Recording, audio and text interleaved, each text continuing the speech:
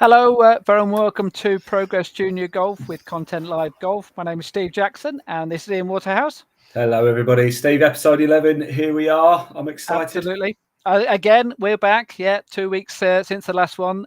This podcast, as we know, is all about junior golf. It's about the next generation of golfers. It's about trying to get more boys and girls playing the game of golf. This, as you mentioned, show number 11. Today, we're going to be talking about health and fitness in junior golf. An important subject.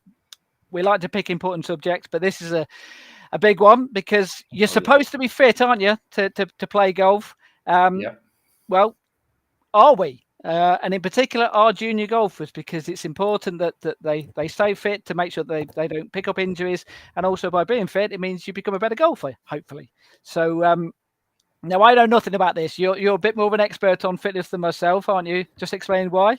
Well, I know a little bit. Yes. I used to run a gym. I used to be in the fitness industry. I'm a qualified personal trainer. I mean, that we're going back 10 years, but there you go. So I know a little bit. But not as much as our guest, I have to say. Absolutely. So we've got 3 guests on. We've got one live guest on, which is golf fitness trainer Jamie Greaves. He's worked with some of the top professionals and amateurs in the game of all ages, actually, including actually Stephen Jensen, who just this last week won the English Seniors Men's Amateur Championship. But he's also worked with a lot of junior golfers as well, and obviously that's what we're particularly keen on talking about today. Also, we've got pre-recorded interviews with European Challenge Tour professional Ryan Gavin. So we've got his thoughts on how he has avoided injury, just the one major injury in his career, and also how his attitude has changed, and in particular around his health. It has changed dramatically, actually, in recent years because of one incident in particular. So we're going to cover that in a bit of detail. And we've got junior golfer Ryan Gavin. Now, this time last year, Ryan is 16 years old, but this time last year, he was diagnosed with a broken back. Now, I know that's a little bit severe.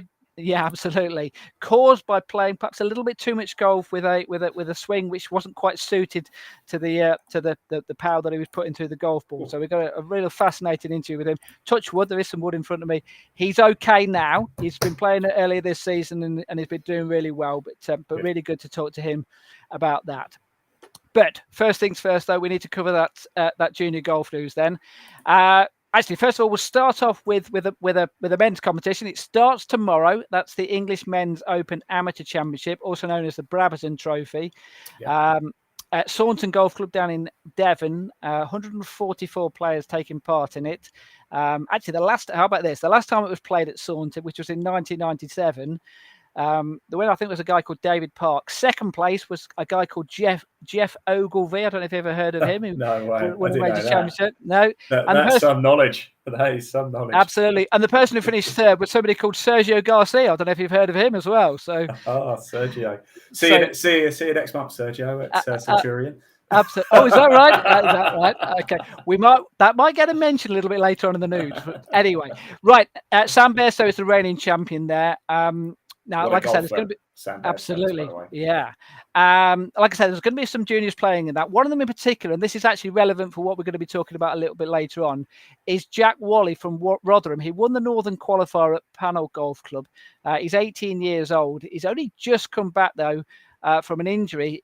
He popped out a rib, which sounds extremely painful, whilst trying out a new driver. Apparently, it was an over-vigorous swing. I mean, that must be some serious over-vigorous swing to do if you're that. Squeamish, perhaps this podcast isn't for you tonight. Possibly, yes. Yeah, we haven't got any photos for that, I'm pleased to say. So, but like I say, he's back to full fitness. Obviously, good luck to him tomorrow and others as well who are playing in that. Now, teenager Katie Pooch, she was mentioned in the last podcast because she won the Irish girls title at County Louth. Well, she narrowly missed out on a double because she finished second in the Irish Women's Open Championship, finished second to 21-year-old Scot Lorna McClymont from Milngavie, who finished last 3 holes, finished birdie. So that's the way to win a tournament. So absolutely, yeah. Now, talking about good runs, Luca Thompson in the Bevershire Ladies Amateur Championship. I think we might actually have a photo of Luca from Pavillion Park. Now, she led after the stroke play qualifying round, made it through to the final and the knockout rounds. She was 1 down at the turn. Now, that photo tells you a little bit of a clue here that she was 1 down at the turn. The reason why she's having got big smile on that big trophy is because She didn't go on a win, did she? What a good guess that is. Yes, she did. She won five holes in a row, though. A run of birdie, eagle during that five holes in a row. Now I've had.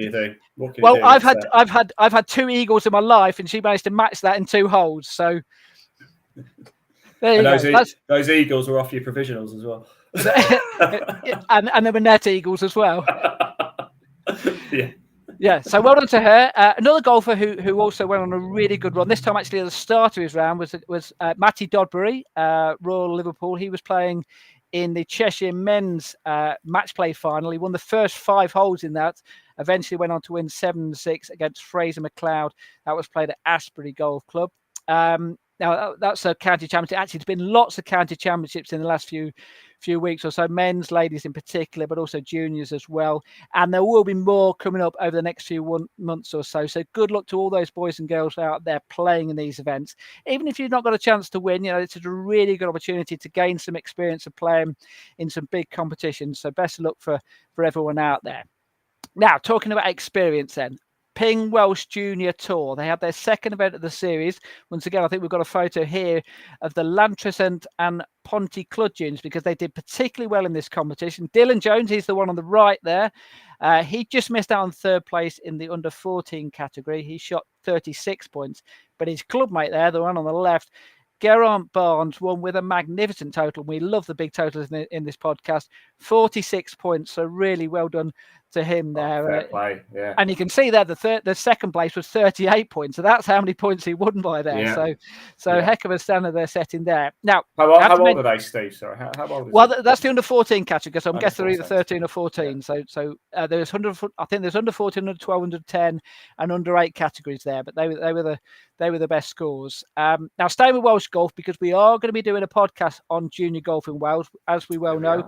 We've done one on Ireland, we've done one on Scotland, we've done plenty on England over the various podcasts we've done, but not one on Welsh golf. So we're going to be doing one on that. And I have to mention the Mini Masters series. They've just confirmed 6 events in August. They're on the Progress Junior Golf Tour website. So if you want to have a look on there and see what events there are there. And also they've got a massive competition coming up on June the 1st and June the 2nd at the Vale Resort, the Gareth Bale Championship. Now, you might have heard of Gareth Bale. I don't know if you're aware of him. He plays another sport. I can't remember which sport it is now. He's leaving. Apparently, he's coming to Leeds in the summer. Is that correct? Yeah. Does he want to play in the championship? Does he then? Oh, sorry. Harsh. Sore subject, Steve. Subject. Let's move on quickly then. So yes, but that's a 54-hole competition. I mean, I mentioned about Gareth Bale. Obviously, he's very much into his golf. Perhaps a little bit too much. He's got into a little bit of trouble with the media about prioritising his golf over his football. But anyway, now actually talking about people who've got into trouble, if you like, with the media. Richard Bland, who now obviously this is a junior podcast, so we're talking about junior golf here. But obviously, over the last few days or so, he's come out and says that he might be playing in the Greg Norman, the tournament. No, he is. He's come out today and confirmed it, and he said, if I get banned from the PGA or DP World Tour, so what? I get banned. Absolutely. Well, obviously that's his choice. Now, the one thing I have to say about him though is the fact that he does back junior golf. And in particular this last week, because he sponsored the latest event on the Robert Rock Junior Golf Tour. It took place at Stoneham Golf Club. Stoneham is his own track, isn't it? Stoneham. Absolutely. So hence the reason why I was hosting. Now the reason why I picked this one out is because I think this is a fantastic story here. Because if you just read this there, what a course. This is a player who's played in this competition. What a course. Thank you so much for sorting out a well worth the 9-hour and 480-mile round trip to play in this event. Now, that only tells half the story here, because I had a quick look to see this lad here. Now, I'm not going to name any names here, although you can see that his dad's called Mark O'Connor, so it's not going to take a genius to work out that he's probably an O'Connor. But the other part of the story is the fact that I wanted to find out how he got on in the event. So 9 hours, 480-mile round trip. He played in the 9-hole competition. So it wasn't as if he was out there to go and play 18 holes. He was there to play 9 holes. And in addition to that, he didn't actually finish his round. Now, I don't know the reasons why. I don't know if he was injured or or whether he perhaps filled in the wrong scorecard or whatever.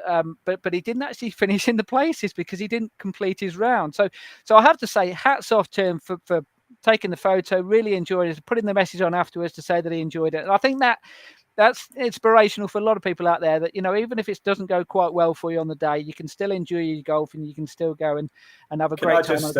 Can I just one up that, by the way? So we took 480-mile trip. That's only 240 miles each way. We went to do Faldo series in Scotland, and that's about 480 miles one way. And due to the fog, it was cancelled. So we went all that way, and we didn't even see one shot being played. So that's it. I'm going to one up that. Yeah. Okay. Well, yeah, but you got paid for it. Yeah. All right. Fair enough. Okay, yeah. Now we're talking about trips here. And we're talking about things. How about this? Just to complete this, I think this is the perfect way to finish the news section here. Julian Knowles. Okay, so he's now just been newly appointed junior development officer for the Harrogate and District Union of Golf Clubs. Now, basically, his role is to help develop and provide opportunities for all junior members of the 12 union clubs, which is up in Yorkshire. Now, to help fundraise, in July this year, he's going to cycle and walk between each golf club, carrying his golf clubs and playing one hole at each of those courses in a 24-hour period. So it starts at Ilkley Golf Club, and he's going to cycle to the Harrogate clubs via Otley Golf Club. That's 25 miles he's going to be cycling with his golf clubs on his back. Then he's going to walk the remaining 50 miles, taking in the remaining 6 clubs. So he starts at Harrogate Golf Club and finishes at home club at Thirsk and North Allerton. Hang on, he's going to walk. Walk how far? 50 miles. 50. He can't do that in 24 hours. That's like impossible. Well, I'm only going on what he's put out there. We'll ask our expert. We're going to ask Jamie, but to me, that sounds impossible. Are you sure it's not the other way around? He's got to cycle 50 miles and then walk 25. Well, if I told you that I did the London Marathon, and obviously that's 26 miles, and I walked the vast majority of that, and I finished in about 5.5 hours, so it is possible. Yeah. You didn't have to play a golf hole in between. We'll ask our experts. And I have to say, I know Harrogate very well. My family are from. In fact, I lived in Harrogate for 8 years, and I can tell you from Ilkley to Harrogate, it's not just a flat road either. It's like that, and then like that, and then like that, and then like that, and then like that. So he's gonna have some pretty strong quads after that, I think. Absolutely, yeah.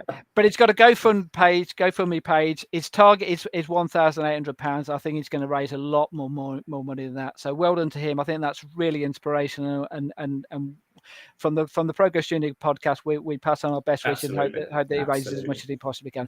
I think that's the perfect way to finish the podcast. And as you mentioned there, I think it's also the perfect person to bring on so we can ask him some questions about that and try and find out. I'm going to ask what he thinks. Get ready. Here he is, Jamie Greaves. Jamie, 25-mile cycle. How many golf courses was it? 12. So there's 12 golf courses, yeah. 12 holes of golf, and then you've got to walk 50 miles in 24 hours. That sounds a bit of a stretch to me. I don't know. That's an impressive effort, that is. Yeah, that's fair play to him for that. In July, presumably in July, that's obviously might will be the longest day as well. So it gives him the opportunity to have as many hours as possible to do it in daylight. So otherwise, he might well be hitting a few shots with night golf. But hey, credit to him though. So so this is Jamie Greaves, who's a golf fitness trainer. So just give him some advice if you can then about how he's going to cope with that then, of being able to play, walk, and cycle in 24 hours then. No, I think the first thing would be to make sure you got some comfy shoes for that. But and not many golf clubs. Make that golf bag as light as possible. Yeah, I suppose if you're only playing one hole 12 times, then realistically you can take 3 golf clubs. That's I think 4 iron and a putter will do. That's all you need. I certainly won't be having a tour bag for that one. But I mean, on that kind of, obviously that's extreme. So on that kind of thing, it's all about fueling yourself up and getting on as much kind of fluids and stuff as you go. But yeah, I think that kind of thing. It's so extreme that it's gonna take a hell of an effort. But yeah, good luck to him. Absolutely. Right, now you are on here to talk about health and fitness within junior golf. So just give us a bit of a background about your background, how you got into the golf side of it, the fitness side of it, and let us know what expertise you can offer to us. So I was a junior golfer. I played golf since I was about 8. So I played golf. I played lots of sports growing up, but golf was probably the main one by the time I was 14, 15. I went to America, played kind of over there after school for a couple of years.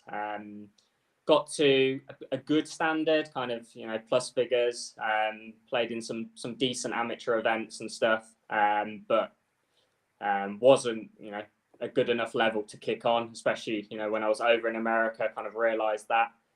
I'd always been into fitness, probably from my sporting background. I played, you know, cricket. I played rugby, so I played lots of other sports where fitness was quite important. And then again in America, that gets kind of driven into you a little bit more as well. So when I came back, kind of wanted to stay in golf, even if it wasn't on a playing level.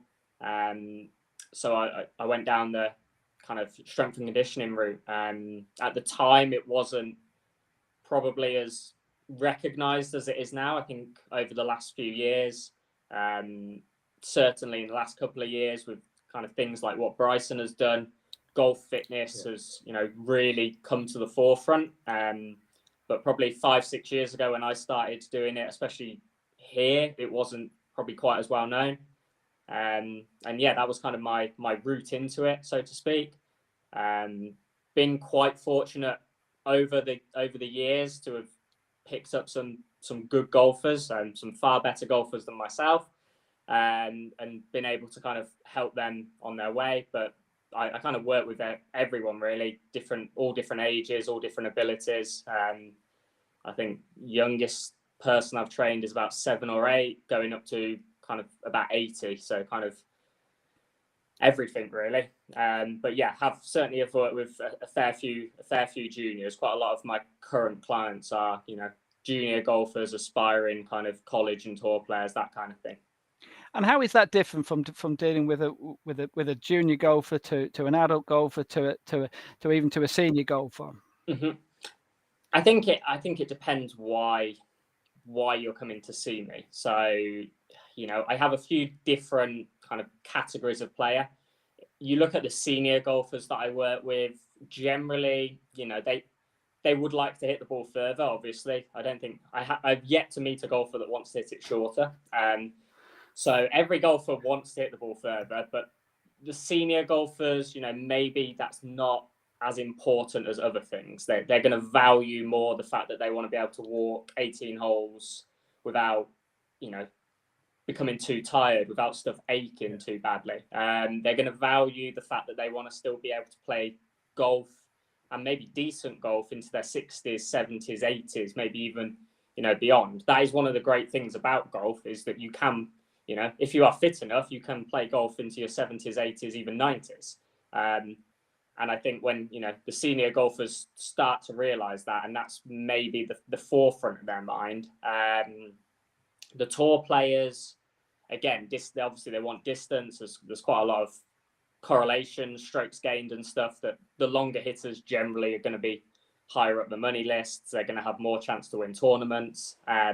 So distance is certainly an element of the tour player, but also life on tour is very, very stressful. There's a lot going on, and just being generally healthy and fit is going to enable them to cope with that more, and potentially reduce likelihood of injury.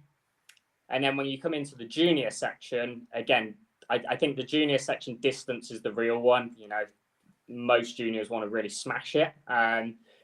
So distance is probably pretty big for the junior side of things. They want to really hit the ball far, particularly if they've got aspirations of playing, you know, golf to a good standard.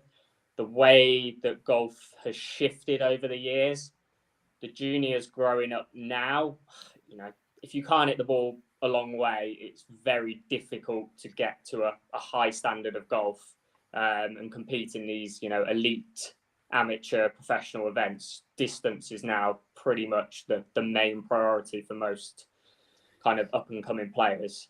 So, and I think quite a lot of the juniors kind of recognize that now. I was just bringing Ian here because Ian, obviously you did own a gym. So did you have younger kids coming into your gym, and how did you deal with them differently than an adult would? Well, unfortunately, at our gym, legally, we weren't allowed to have anybody under the age of 16. So we didn't have juniors. However, ironically, there was a gym above us called Shocks, which was a junior gym. And so they had kids coming in from different age categories who could go in and train at different times. So it was very, you've got to remember, a junior is still developing, the muscles are still developing. As an adult, we're sort of at our height, and then we can grow from there. If you take a junior and you muscle build them too much, you can seriously hold them back longer term. So it's almost more of a cautious approach, I find. I mean, you might probably tell me better, Jamie, but I certainly think for juniors, it's perhaps more technique and building them to do the right exercises and perhaps more stamina, that type of thing, as opposed to just muscle. And then, of course, when they get to that sort of 16, 17, 18, we see it with Bryson DeChambeau. And I'll be interested to find your thoughts on this, Jamie, when he's just decided to bulk up and think it's all about power. I mean, we see it with Richard Bland, don't we? You know, he's perhaps changed that rule book a little bit. He's not got anywhere near the power, but he's actually playing the best golf of his life now, and he's in his mid to late 40s. So it is about power, and it's a bit like in football as well. If you can run fast, you've got a better chance of making it. If you're 6'2" and you can run quick, you've got a better chance of making it than somebody who's 5'7", who might be more skillful. And I think it's almost parallel with golf almost, isn't it? If you can hit the ball a long way, at juniors it gets noticed a lot more, but you might have absolutely no ability around the green, but because you can hit it a long way, you might get a chance. Whereas you might not be able to hit it as far, but you might be a cracking touch around the green. But because it's not the showpiece, it doesn't quite get noticed. I don't know if you find that, Jamie. Yeah, so I think whenever I talk, I get into kind of these debates on Twitter and social media and stuff, because obviously I promote distance quite a lot, and then a lot of people tell me, you know, distance isn't everything, and I never say distance is everything. There's lots of things that make a good golfer. I would say distance just makes your ceiling higher. And I think you only have to look at the best players in the world to see that. I mean, you know, Scheffler, Rahm, Bryson, Rory, Koepka, and, you know, if you go on to like the ladies game now, some of the new ones coming up that, you know, last year the majors were won by, I think, Nelly Korda, Tanakit, you know, people that hit it a long way. The Japanese player, I can't quite remember her name now, but, you know, there's a shift now. The best players in the world tend to hit it a long way, but, you know, they're also brilliant iron players. They're fantastic around the greens. It's not that the only trick they have is distance. They're brilliant golfers who also happen to hit the ball miles as well. And when you put all that together, it's very hard to beat a player like a Scheffler or a John Rahm, spotting them 40 yards off the tip, because they're so good with the rest of their game. You can't afford to be behind them that far.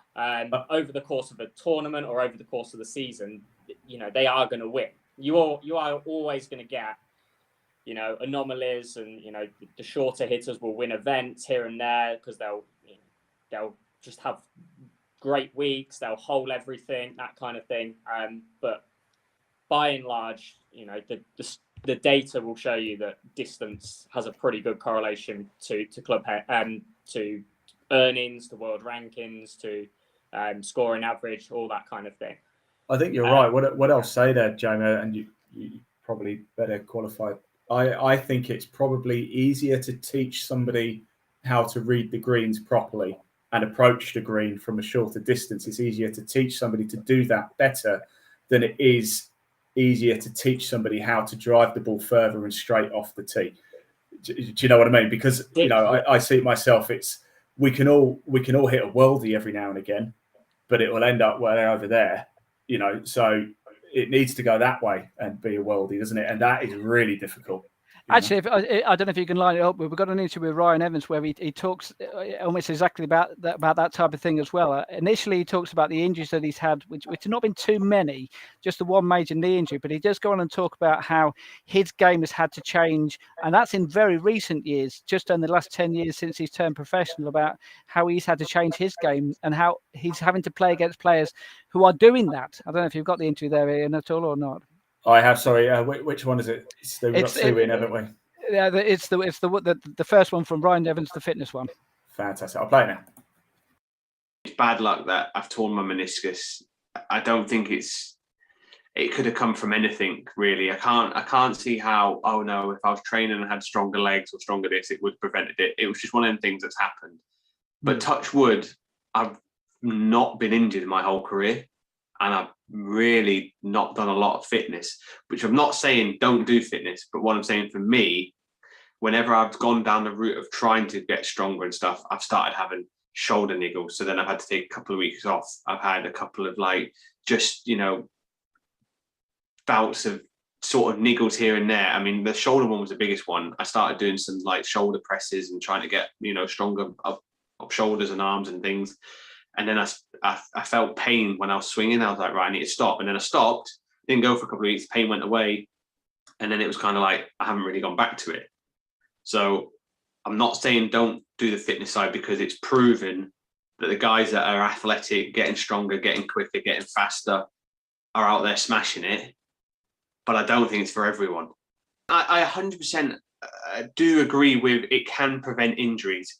But I also think if you don't do it correctly, it can bring on injuries. So if you're going to go down the route of, getting fitter and stronger for golf, go and see a professional who is golf specific. Don't just go at the gym and start smashing the gym thinking, I need to get like Bryson, because even look at him, he's got a wrist injury now. He's having a few, or a hand injury or whatever he's got a few injuries, he's got a few niggles. A lot more kids now on Twitter and things like that talking about ball speed. Yeah. In other words, they're learning how to smash the ball as hard as they possibly can now. Is that something which kids need to be more wary of? The game has changed massively. I'm talking like I've been a pro for 30 years, but from when I turned pro to now, it's changed so much. There's 20, 21-year-olds now coming out on the scene, even younger, just smashing it miles and don't even care where it goes. They're just smashing it 330, 340 up there and wedging it on the green, whereas I feel like I'm driving it quite well and hitting it straight at 290, but then going in with 7-iron. So the game is about, hitting it far these days, and I think that's the kids are learning to smash it and then straighten it up at a later date. Is that developing their game by doing it that way? I think it's just keeping up with the modern times. That's what it is. It's learn to find the distance and straighten it up at a later date, and probably just work on short game, because I'm sure there's stats on the tour and stuff that hitting a wedge from the rough, the proximity to the hole is probably going to still be closer than hit a 7-iron from the fairway. So this is why, everyone is just trying to hit it further and putting the ball speed up, their swing speed up, and everything else up. So that's Ryan Evans obviously talking about trying to get the balance between, hitting the ball a long way and keeping up with the modern game. I mean, is that something in particular you have to work on with juniors, in the sense of trying to get them to still to learn the game, but also getting that fitness up so that they can do those types of things? Yeah, so what Ryan touched on kind of at the end there is the modern way. So if we went back again, even to when I was a junior, it was develop a swing, find the fairway, find the centre of the club face. Don't worry about distance. Distance will come later. And we're not going back that far, further than we'd like to go back, but 15, 18 years to when I was kind of 12, 15 playing junior golf. That was kind of where it was at. That is like completely switched now. We know that is, from a distance point of view, that is the complete wrong way to go about things. It is far easier to add speed when you're young. So when we have what we call like these speed windows. So they're a little bit debated in kind of S&C world where exactly they are, but basically between the ages of 8 and 15 is your best chance to start to develop speed.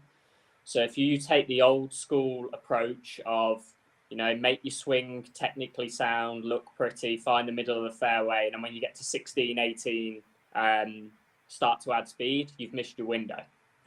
You are never going to be as fast as what you could have been, versus the golfer that learn to hit it far, learn to swing it fast when you're young, and then when you're 15, 16, start to rein it in a little bit and work on some of the other areas of the game, because then you will always have natural speed.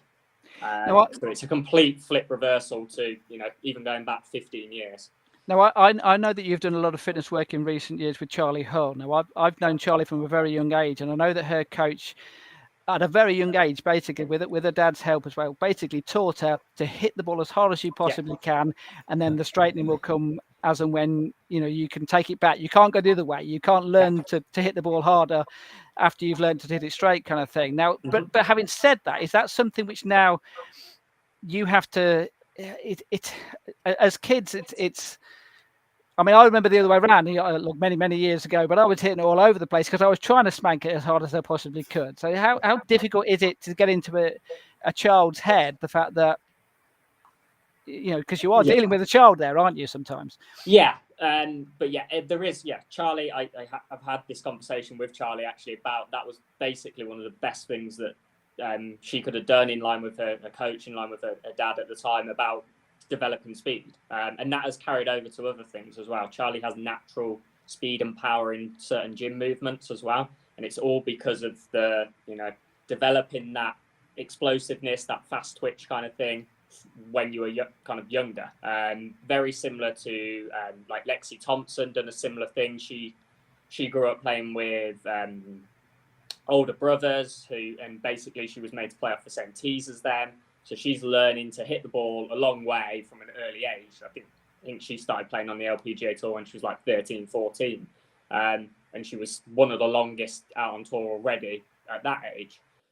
So certainly that kind of thing can, we know is a kind of a proven method to develop speed, develop athleticism. Now, obviously that always needs to be in line with keeping the game enjoyable, because if you're a junior golfer and you hit it miles, but you're 5 off the tee on every hole, you're probably going to give the game up because it's not that enjoyable. So there does always need to be that kind of balance between speed and distance and accuracy. But what I would counter for most people is what creates extra speed quite a lot of the time is actually good technique. So if to swing the club faster, generally you're probably doing some good things in your golf swing. So I would say there is this kind of misinformation that people think that added distance automatically means decrease in accuracy. Whereas, quite often it doesn't mean that. It doesn't necessarily need to mean that anyway. Because of what creates speed normally is some good technique. So this sounds good to me, Jamie. This sounds good for golf, because we want to get juniors into the game, and we talk about getting them into the game. And what they want to do is they want to see the ball in the air and they want to see it go a long way. Quite frankly, absolutely. The first time you ever hit a golf ball, you don't really care if it goes left or right. You just want to see it go. Yeah. And if we're telling them just go out there and hit the ball as hard as you can and enjoy it, and it's good for you, this is a positive thing, surely. Yeah, no, I completely agree. I think there's nothing worse, knowing what I know now when I'm on a driving range and I see, young kids and I see, parents or coaches probably with quite well intentioned, and they're, telling the kid to slow down and try and, don't worry about distance and, just try and hit it straight. And the kid probably just wants to smash it, and actually we know that generally speaking that's probably going to develop some good stuff anyway. Now obviously all of this comes with if you want to at the end of the day, if you want to play good golf, you need more than just the ability to hit the ball a long way. But certainly most of us, you know, when you're just starting golf, particularly, going to the driving range and trying to hit the ball a long way is probably quite a fun way of learning the game. And you'll probably develop some reasonable technique things and start to develop a bit of speed as well. You'll learn yourself how to hit it a bit straighter, won't you? Sorry, well, and also part of golf is the tactics of golf. And Bryson DeChambeau has been mentioned on a few occasions. You mentioned him, Ryan mentioned him. Is that when he won that US Open, a lot of people criticised him for saying all he's doing is smashing it as hard as he possibly can. But he had a perfect game plan for that golf course, whereby he knew that if he put it within 100 yards of his wedge play was so good, he would be able to get it a lot closer than someone who was hitting it from 170 yards back, he's saying. So it can come in as part of the game plan of learning how to play the game of golf, can't it? Oh, absolutely. Bryson is a smart man. His strategy for that US Open was perfect. So Bryson has done quite a lot of work with what's called Decade, which is basically like looking at maths and mapping out golf courses. So all the data now that we have, you know, regarding like strokes gained and stuff, just shows how important distance is. And like Ryan talked about, you are better off being 20, 30 yards further up, being in the rough, than you are being 20, 30 yards further back and being in the fairway. Statistically, that is advantageous.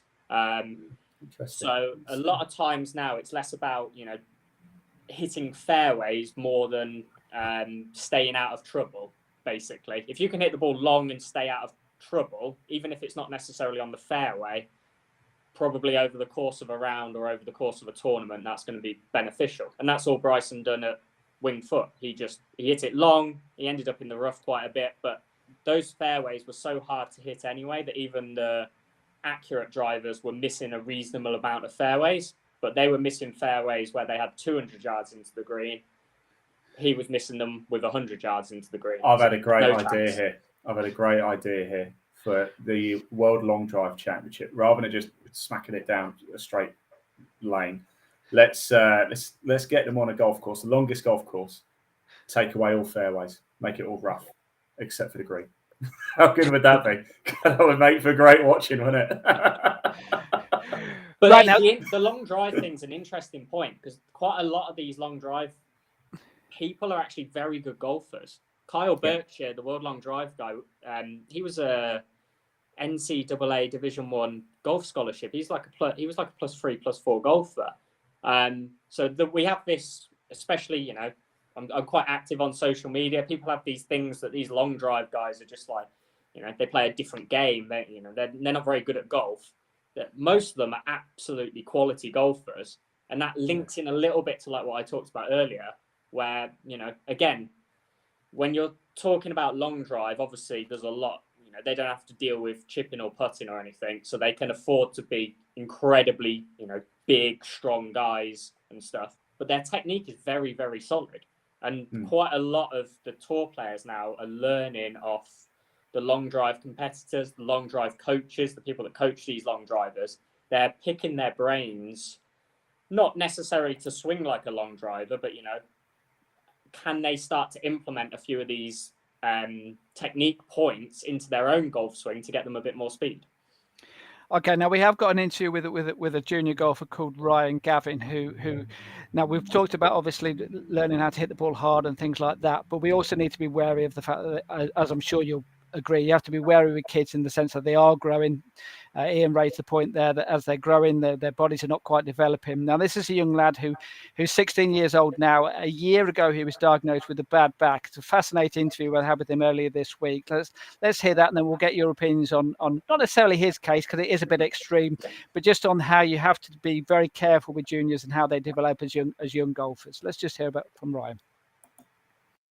In the McGregor Trophy last year in July, in the middle of July, and I just basically started to feel some pain, and then a couple of tournaments later I had to withdraw, and I had to get it checked out at the hospital. I went for an MRI scan, and then found out the bad news. So when you say you felt pain, so obviously it was back pain. Was it the bottom of your back, the middle of your back? Was it all over? How was it? In a very specific spot in my lower right back, and I just felt it on every swing basically. And when that happened, I mean, presumably that's the first time that had ever happened to you before, or not? I've had like slight pains around the back, but yeah, nothing as painful as that. So presumably at the age of 15, it's not something which you even considered that might happen to you. Not at all. Yeah, I wouldn't have expected it. And what was the explanation of how it came about then? What did they say to you? So it's pretty much a combination of pretty much a bad golf swing or quite a major error in my swing, and then playing too much golf with that swing. So it just kind of, over a course of hitting a lot of balls, just didn't really like it. So when you say a bad swing or a swing which wasn't suited to be looking after your back, if you like, I mean, how do you even start to sort that out? Because presumably you've been playing golf for a long period of time with that golf swing. The swing that I had, it wasn't a terrible swing. But as I started to get faster, I started to swing the club obviously a lot faster. As I grew and everything, it just took its toll and it wasn't going to last. It wasn't a sustainable swing. And when you also say that it was partly down to the amount of golf that you played, I mean, just give us an idea about how much golf did you play through your teenage years up until then? Well, pretty much as much as I can. I've loved golf for years now.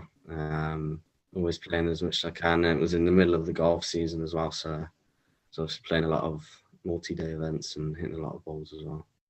Had you ever had any advice to say, this is the amount of golf that you should be playing at your age, or not? Not really, no. I'd never had a previous injury either, so it was nothing expected. Pretty random. Just give us an idea about the recovery process then. So when it was first diagnosed, pretty much, well, was it straight away, you are not allowed to play golf from now onwards? Was that the case? Yeah. Well, I physically couldn't play golf, so that kind of decision made itself. I had the MRI scan in, I think it was the end of July last year, 2021. And they recommended 8 weeks, pretty much not doing any physical activity. But it took quite a lot longer than that, actually. So obviously that was July, August, September. So obviously the main golf season, if you like, particularly as a junior, whereby presumably during the summer holidays, that would be what you would be doing. So how difficult was that to cope with? Yeah, it was really frustrating, missing the second half of the season. I had a good start to the season as well. I had some good finishes, so I was playing good golf. Yeah, that was very frustrating. Well, when did you start hitting golf balls again? Started hitting golf was probably September time, but I was still feeling a bit of pain all the way through to October, which is when I had my first competition back, the end of October, I believe. And how was that when that first competition back? I mean, how did it feel? Were you nervous? Definitely more nervous than I had been throughout the whole year. But I'd been playing, a few rounds coming up to the event. I've been playing well, so I was feeling confident. So nervous in the sense of, or confident in the sense that you could cope with it from a golfing point of view, but obviously from a health point of view, were you wary and I don't use the word, I use the word advisedly, a little bit scared the fact that it could come back? Were you nervous in that sense? It's definitely at the back of my mind. I just think it's better if you try and just completely erase that from your brain, because you've been told that it's healed. You just got to trust that, really. So what have you been doing over the winter to ensure that you don't have any repercussions? Pretty much been redesigning my swing, eliminating all the side bend, which was the issue for the injury. Just becoming healthier all around as well. Make sure injury-free is going to be my priority for 2022. And when you say injury-free, so what have you been working on? What can you work on? I mean, for example, were you a person who used to do a lot of weight training beforehand? Have you slimmed that down, or has it actually gone the other way, whereby you're doing more of that? I was definitely doing a lot of weight training, working on flexibility, all the sorts of stuff that you need for the physical side of golf. I'd say I'll continue with that at pretty much the same rate, because it wasn't a problem for my injury last year. Do you literally now have a training regime whereby this is what I need to do at periods of time, which includes rest as well? Is that a fair comment? Yeah, definitely, especially for the end of last year when I was probably being a little extra cautious to make sure I didn't slip back into old habits and old bad ways, which would have led to a re-injury, which so definitely didn't want that. So how has your schedule changed now from the way that you look at a season as opposed to how you may have looked at a season previously? 15 is quite young. You don't expect to have to think about injuries a lot. And I say I definitely underthought, planning my season last year. Played a lot of 36 holes, multi-day events, like week after week. And I'm thinking this year, I'm going to try and avoid back-to-back weeks as much as possible. What else have you had to factor in as well? And then presumably things like travelling to events as well. So let's say, for example, if you're driving all the way up to Scotland or something like that, is that something you have to be wary of also? Yeah, definitely. 7-hour, 6-hour car journey isn't going to be good for my back in anyway. So to avoid that as much as possible is definitely a good idea. So let's say someone's watching this in the same position as yourself and like you were, and never even thought it. What would your advice be to them to avoid this possibility? Yeah, that's a really hard question. I'd say there's only really one reason why it happened, and it was a side bend in my swing. So it comes in through a lot of juniors trying to hit the ball really hard, which is obviously important, but I don't know, maybe just keep an eye out for it. Have you had to change your equipment as well? Does that also become part of it as well? Not particularly, no. Just really my technical part of my game. But you mentioned their ball speed as well, and actually we've got an interview with Ryan Evans, who talks about juniors now who are learning to try and hit the ball like Bryson DeChambeau, whereby ball speed is so important. Is that something which you'd factor in before and now have to be a little bit more wary of? Yeah, I'd say trying to hit the ball as hard as I can, trying to find out my club head speed. It's not really as important to me as it was last year. I'm not really chasing ball speed as much, just kind of trying to build a good strength to be at a good level with it, really. Now, looking ahead, then, what have you got coming up this year? Then, what events are you looking and hoping to play in? Yeah, similar ones to last year. The McGregor, hopefully the Carrish Trophy, and if not the Irish boys, Scottish boys, all them kind of trophies. But yeah, spread out through the year. Try not to do many back to back, really. And fingers crossed as well that obviously nothing reoccurs. Actually, having said that, though, the positives you take is the fact that you've come through this, the fact that you know how to deal with these types of disappointments. Is that something which you're trying to take the positive out of? Yeah, it's definitely made me a lot mentally stronger on and off the golf course. It's almost been a good thing in some ways.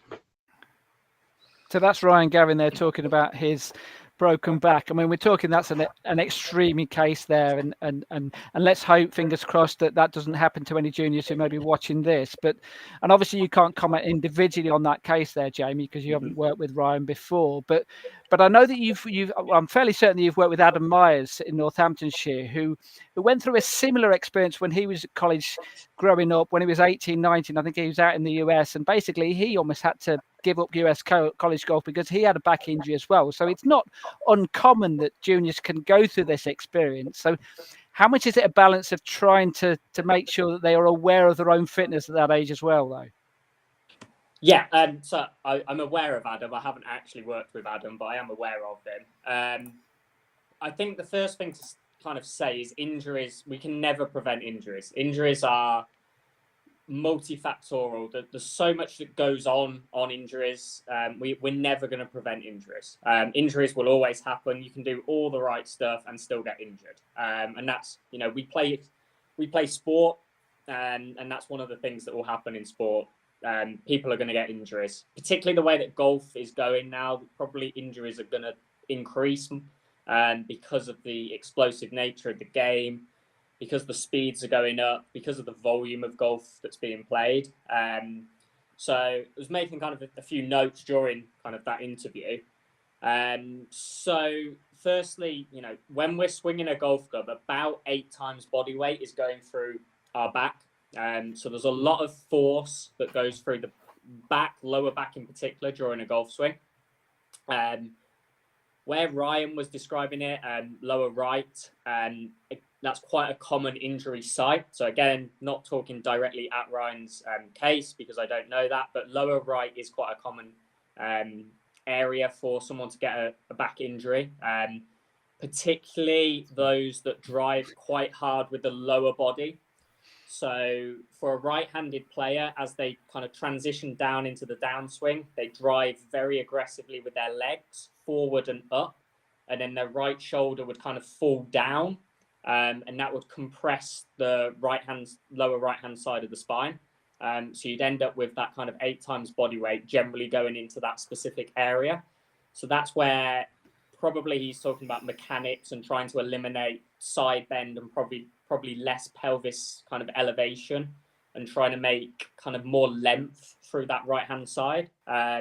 So certainly mechanics can have a big impact on injuries. Kind of common injury sites for a golfer, doesn't matter whether they're a junior or a senior, you're going to have lower back is going to be the main one. You're going to have wrist is a real common one, shoulder as well. So the wrist, for example, how we load a golf club, you could go and work with, I don't know, a golf coach. Maybe you get a bit cupped at the top of your backswing. Your golf coach wants you to get like a flatter wrist, more like a Dustin Johnson. You go away and you drill that over and over again for a few weeks, and suddenly you develop wrist pain. And that's like a common story that I get with a lot of golfers, because the body adapts to how we kind of load it in the golf swing, and if we start changing that or we start stressing an area more than kind of we're used to, we can get kind of pain and injuries in that position. Can I just bring up one point which Ryan mentioned as well, and that's he thought that he might have over golfed, he might play too much golf as well. How important is to be wary of that? Absolutely. So 80% of golf injuries are overuse related. So pretty much if you've got injured playing golf, there's a fair chance it's because of an overuse injury. But how do you stop a junior golfer playing golf? Because we all want them to play golf, don't we? We all want them to play in competitions. Yeah. So, and you'll be like me when I was a kid. I wanted to play, I'll play once to go around nine holes, and I go around 3 times. That's just the way you do as a kid, isn't it? Yeah. So in a like a real kind of simple way, you have what we'd be trying to avoid is what's called a spike in workload. So if you think about it, the body has a capacity that that it can cope with normally, and our workload generally is probably below that capacity. So the body's quite happy. What tends to happen when we get a spike in a workload is when it goes above what the body can cope with. Now, spikes in workload happen around like school holidays. So your typical junior golfer is playing once or twice a week, maybe going to the driving range, once a week or something. They get to Easter school holidays and they're playing 36 holes a day. So if you map that on kind of like a graph of how many holes of golf they were playing per week, suddenly they've gone from 36 holes a week, and now they're playing like 200 overnight, and the body hasn't had time to adjust for that or to cope. So there were a lot of golfing injuries when we came out of lockdown last year. So start of 2021, January, February, March, we were all in lockdown.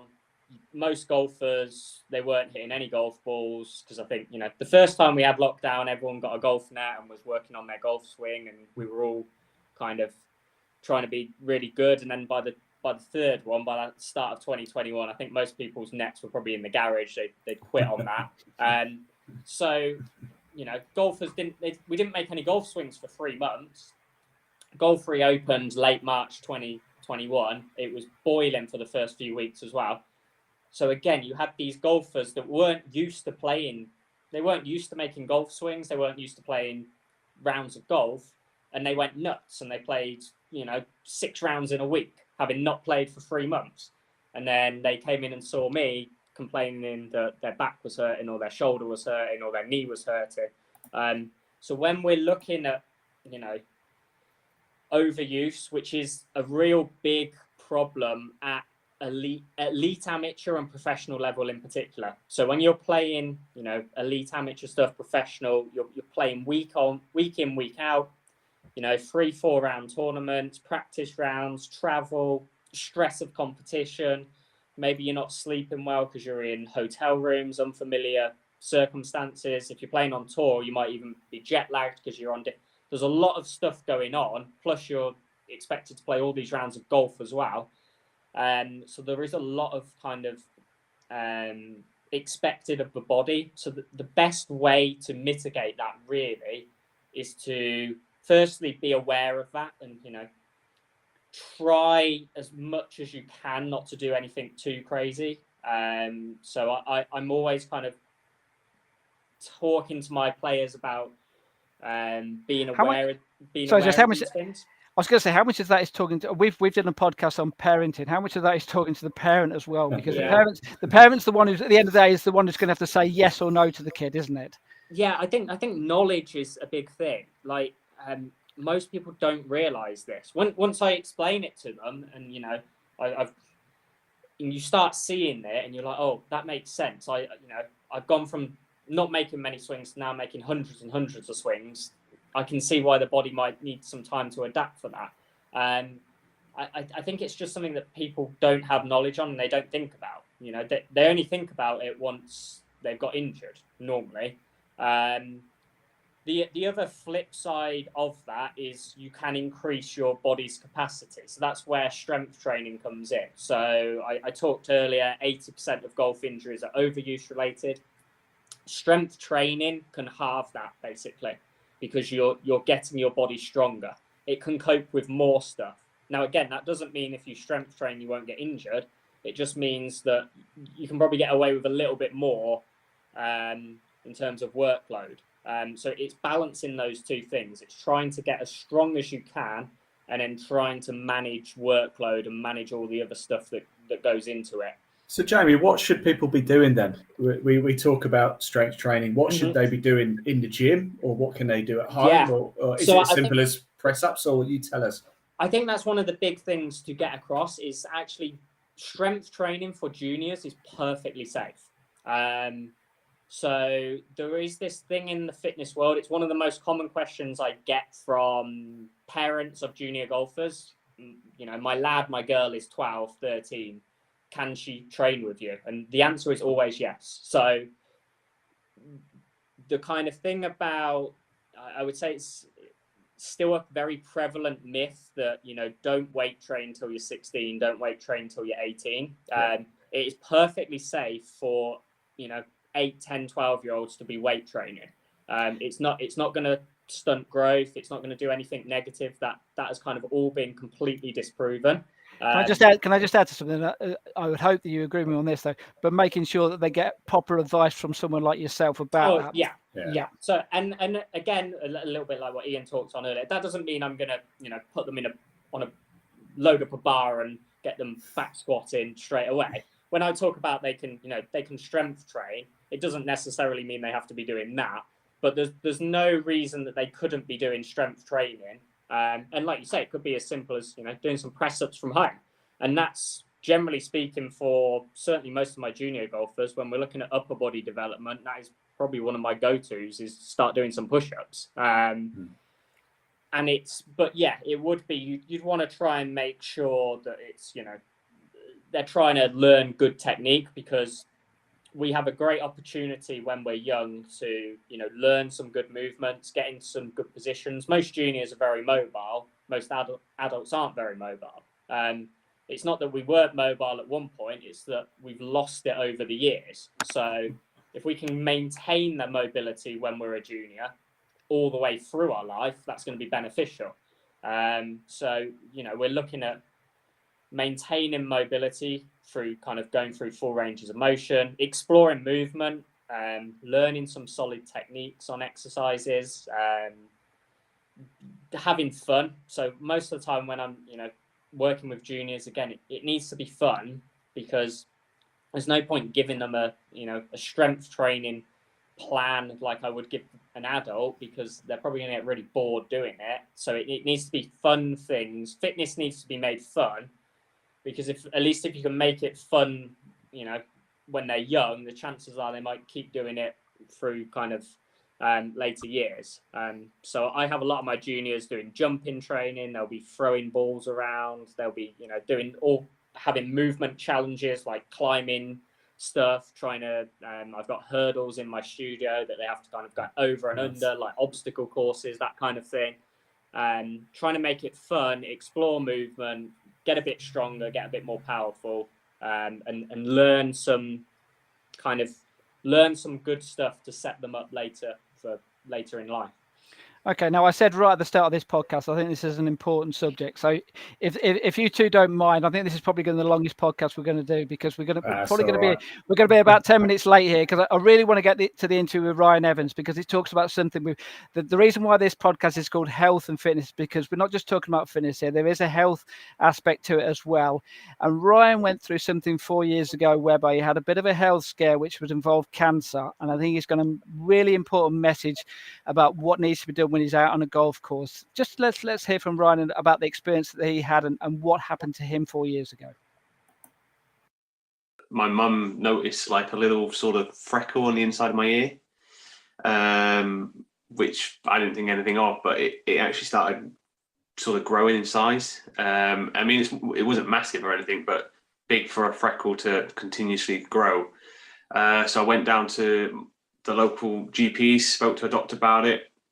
He sent me on to see a dermatologist, and then like 3 weeks later, it was cut away. It was cut out, and he said it's like a precancerous thing called lentigo maligna. So I had to have some like cream that I used to put on the scar and stuff every day, which was to kill off any other like leftover cancerous cells or whatever that was potentially harmful, in case they didn't manage to cut it all out, because it was actually quite a hard place to get in and cut away. And then from there, I get regular checkups, and I've had 2 more cut out on my ears from then as well. So I've had 3 out in total.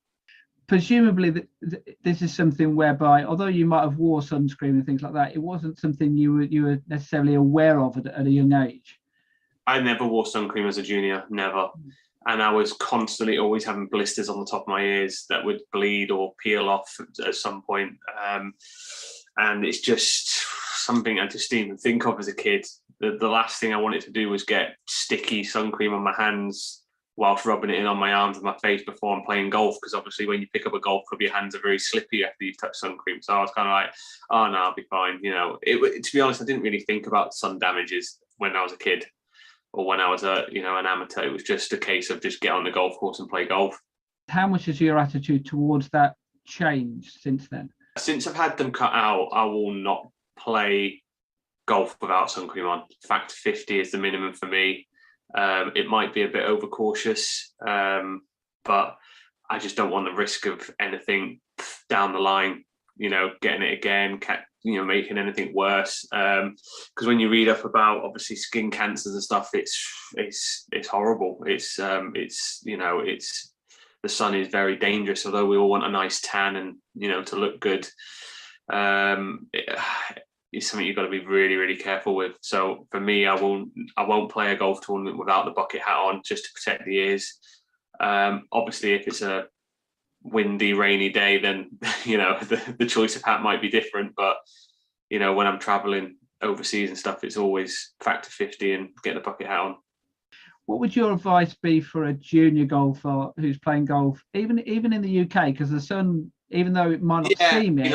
Yeah, it does. Yeah, the sun is obviously still really bad in the UK. It's just, I think with me, the countries I go to, the UV rays are a lot stronger. Australia, for example, the UV rays are very, very high, even on a cloudy day. Obviously, around Europe, the UV rays can be very high. They're not as high in the UK, but the getting, complications with the sun in the UK are still very high. So it is very important to still have sun cream on when you are at home or anywhere, really. You mentioned Australia there. Now, Australia, correct me if I'm wrong here, but I'm fairly certain about this, is that they're very big on this, aren't they? Was it the slip, slop, slappers or something like that, which wear a hat, put sunscreen on, make sure you're covered up. Is it something which the UK can learn from? It can do, yeah, of course. I think what we tend to think in the UK is that, we don't really get that greater weather. The sun doesn't feel that hot. It doesn't seem that strong. I don't need sun cream on, but we're kind of a bit too blasé about it, really. It needs to, especially kids and stuff. I think the idea of routine of making sure you get your sunscreen on before you go out, 4, 5, 6 hours on the golf course, because at the end of the day, you don't want any complications later on in life. So that's Ryan Evans talking about his cancer scare. As we well know, the weather's been picking up in the last few days or so, and the weather naturally will get better as we go. Presumably, Jamie, you'll echo everything that Ryan said there about wearing sunscreen and making yourself protected when you're out on a golf course. Yeah, I think we don't tend to take golf as seriously as other sports. So one of the areas I'm always going on at golfers about is, making sure you've got enough food and drink while you're out on a golf course. Like, we don't do the simple things well. If you said to someone you're going to go and walk for 6 hours in, the sun, most people would think, right, okay, I need to put some sun cream on, I need to make sure I've got plenty of water. But or if you said you're going to sit on the beach for 6 hours, you'd say the same thing, wouldn't you? For some reason, when we do it on a golf course, we go, oh, well, we never do it. So, it's golfers, for some reason, we're not very good on things like that. But yeah, it's certainly something, a very important message, and something that I would completely echo Ryan on. You mentioned health. You mentioned food and drink there as well. It's actually a subject which I'd probably like to do a full podcast on. But how easy is it for example, I've covered junior competitions, and I've been really wary about giving out chocolate bars to kids before they go out there. It's great, it's lovely treats and everything. You get the big smile on the face, but I just think to myself, is that the thing that I should really be giving out? I don't know. It's a tricky one to balance, isn't it? I certainly think I think a chocolate bar could be included in a whole round thing. I mean, what golfers eat and drink on a golf course generally is terrible. They get nowhere near what they should be. So, like I say, you're out there for 5 hours, but most golfers don't eat anything, which is crazy, and they don't drink anything. And if they do take a water bottle out, they don't.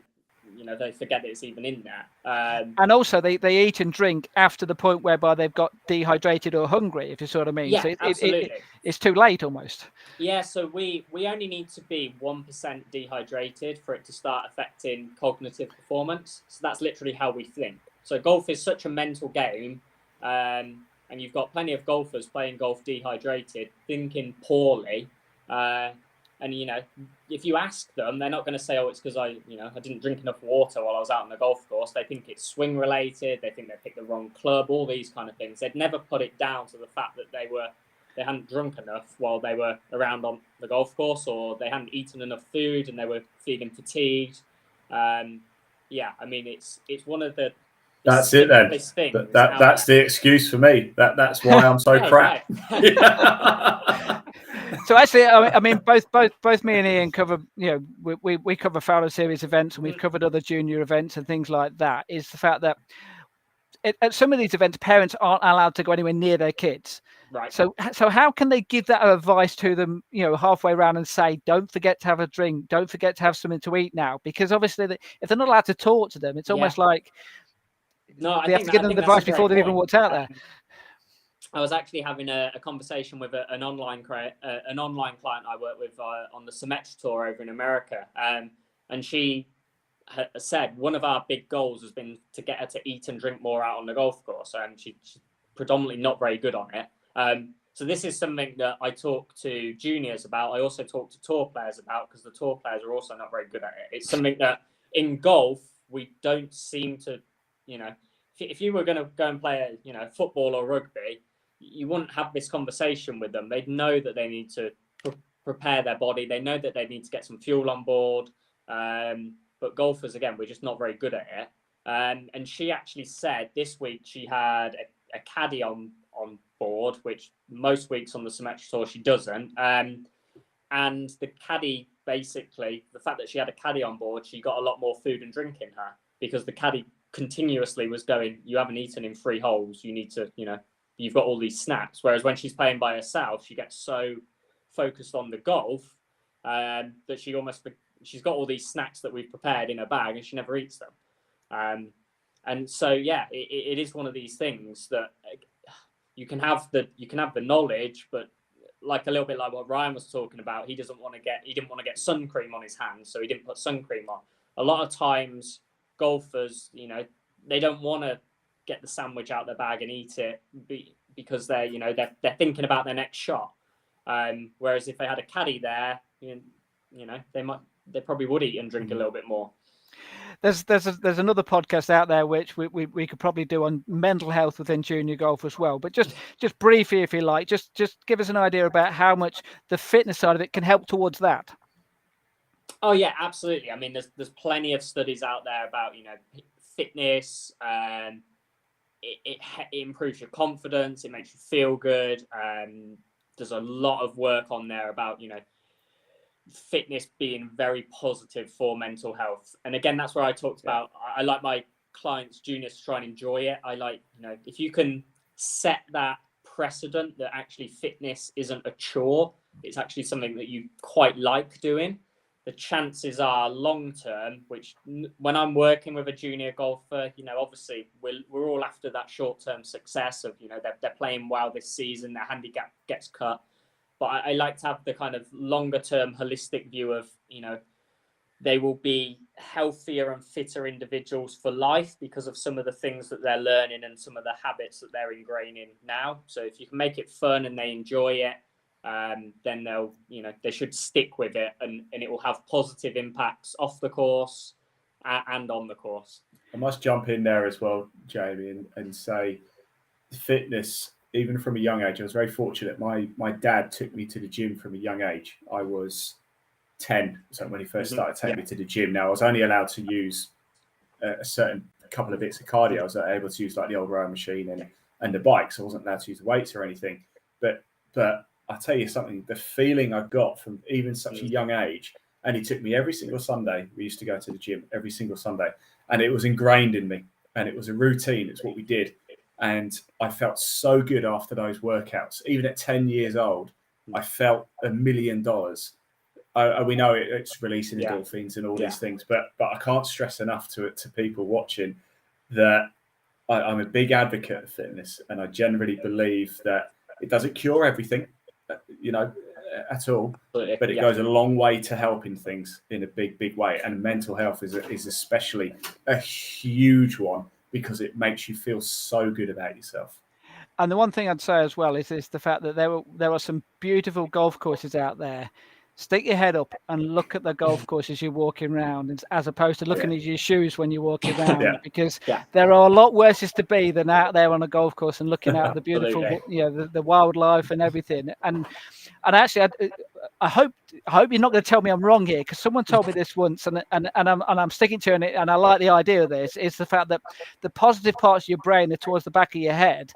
So if you stand and walk around with the golf course with your head up, the blood goes to the positive part of your brain. It makes you feel better. So I quite like that idea. Yeah, so I like that. Don't tell me that's wrong, because I'm sticking with that. We'll go with that. Sounds like a placebo, but we'll go with it. Hey, I was like to say it helps my golf, but it doesn't. But it helps the way I feel as I'm going around a golf course. But hey, look, Jamie, I really appreciate your time coming on this, talking about health and fitness in junior golf. I think like I said right away from the start, I think it's a massive subject which hopefully the juniors, parents, golf clubs, other coaches out there can learn from what you've said, and also Ian as well, from his experience as well, because it's something out there which, I mean, some of the things you said there today, I didn't realise, and I've been playing golf from a long period of time, kind of thing. So the knowledge is growing, isn't it? Year by year, the people are learning different things, and it can only be beneficial to everyone within golf, can't it?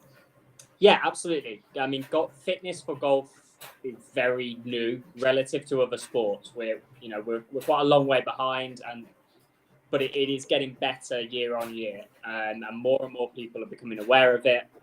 So it's only going to get better, and we should only be able to help kind of more people now. Don't see many John Daly's out there these days, do you? Yeah, I mean, Yeah, no, tour landscape is going to look very different. I mean, you only have to look at the top 10 in the world now, and I mean, they wouldn't really look out of place in the top 50 are all ripped, aren't they? Yeah. Really, come on. It used to be, I mean, you go back 15, 20 years, it used to be an advantage to kind of be the one in the gym. Whereas now it's like, it's so, there's no one out on tour that's not training. Because that's just part of their life. He's absolutely stacked, isn't he? McElroy, 15 years ago, he looked a bit... Yeah, so McElroy was the interesting one, actually. McElroy basically put on muscle mass and strength to protect himself. The biomechanics coaches worked out the level of kind of torque he was creating as a 16, 17-year-old. With his frame, he probably wouldn't have a very long career. They said he'd be done by kind of 30, mid-30s, unless he changed his body shape and basically increased his body's capability to cope with the speed and the kind of the torque and the shear that he was putting through his golf swing. McElroy has when he was young, he had a very rare thing where his hips could actually essentially move backwards. So he has the fastest hips on tour, but that puts more stress. Again, that the hip speed is what creates a lot of his club head speed and what makes him great, but also having that rapid hip speed and also rapid hip deceleration puts more stress on his body, which is why he turned to strength training. It wasn't for distance, it was to protect him and to kind of increase his longevity in the game. You learn something every day, don't you, Ian? How about that? Yeah, that's really interesting, actually. Yeah, really interesting. Right, now I just could talk about this for hours. Really absolutely, yeah. Okay, well, before we let you go, Jamie, we'll let you do your little advert kind of thing. If someone wants to get in touch with you to get some fitness training or get some advice, what would they need to do? So my kind of company is JG Golf Fitness. I'm on, if you just search that on Twitter, Instagram, Facebook. My website is jggolffitness.co.uk. I put out stuff on social media all the time. I've got lots of free resources and stuff as well. So yeah, feel free to drop me a message, and I'm more than happy to help. Absolutely. Look, really appreciate your time. Just mentioned some podcasts coming up then. So the next one we're going to be doing it on junior golf in Wales. We think we're going to be doing that on Tuesday, May the 31st, a day early, because I'm covering some golf events that week kind of thing. So we're looking to do one disabled junior golf. I know you did a big disabled event just this last week, Ian, which went down like a storm. And we're going to do one on girls golf as well. Hopefully we're going to get Amy Bolden on, Ladies European Tour Pro, and so lots to look forward to, lots of subjects to cover. And as always, if there are anyone out there who thinks that we should be doing some different podcasts on different subjects, please get in touch and we'll certainly do a bit of research and get something out there. But drop us a comment, we can see them, we'll get back to you. Absolutely. Thanks as well to Ryan Evans as well for spending some time to talk to us, and best of luck obviously on the challenge tour for him, and best of luck as well with Ryan Gavin as well. Let's hope, fingers crossed, that the injury doesn't come back and he has a long and successful career. And of course, thanks very much to Jamie for coming on the show this evening. Well done, Jamie. You broke the record. It's the longest one we've ever done. So thanks, guys. All right. And everyone else, have a good evening.